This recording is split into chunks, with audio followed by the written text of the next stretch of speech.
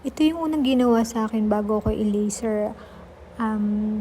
Finish ako saglit and then nilagyan ako ng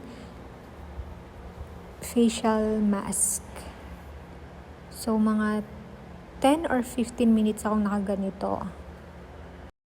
Then, ito na yung itsura ko nung nakauwi na ako ng dorm. So, ayan, hindi pa siya masyadong umitim. Pero, nung the third day niya is sobrang itim na. So, ayan, napaka-hapdi niyan na parang gusto ko nang manuntok.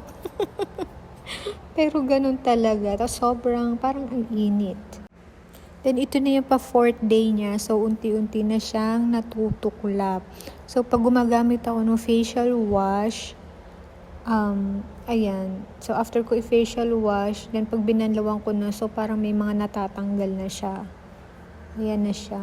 Ayan. So, huwag niyo siyang tatanggalin na babaklasin niyo, hayaan siyang mag-peel off ng kanya. Then, ito na yung ikawalong araw ko. So, itong video na to is today. At ayan na nga. So, nasa healing process pa. Ganito yung nangyari sa mukha ko nung nasa Qatar ako nung 2017